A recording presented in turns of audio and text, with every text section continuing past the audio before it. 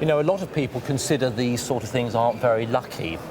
The stones themselves are from Australia, and they are, of course, opal beads with a matching pendant and a pair of beads for the studs.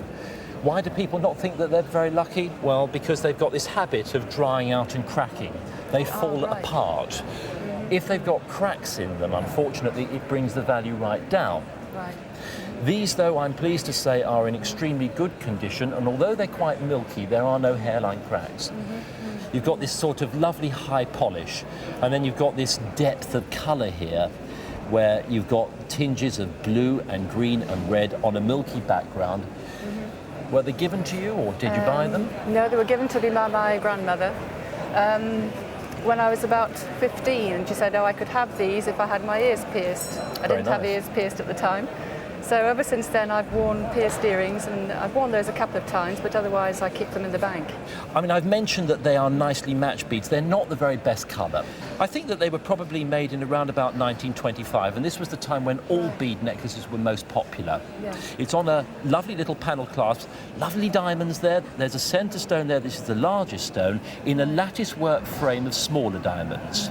Now, they're with a pair of matching studs for the ears, and all these are drilled beads that have had a diamond stuck in the end. The Australian, that's the big mines. Coober Pedy is the mine that these are found in. They're dug out in intense heat, in conditions which are absolutely appalling. Underground, aren't they? Underground, that's right. In fact, all the people who dig these things out live beneath the ground in sort of cells. It's an extraordinary existence just to find these wonderful things. Right.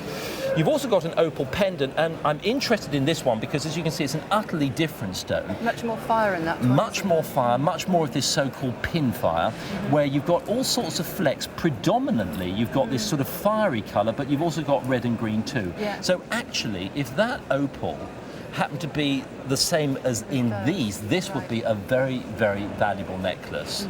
But I think actually that this is the best quality stone, and it's in a surround of rubies, and the frame of the pendant was made in around about 1900, 1910 possibly.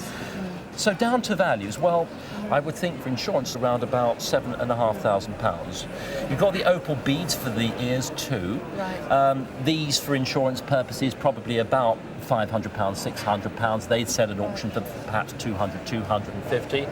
And then the opal pendant, well, little flat, but it is the best colour. And that pendant probably at auction around £800 to £1,000, and insure that one for £2,500.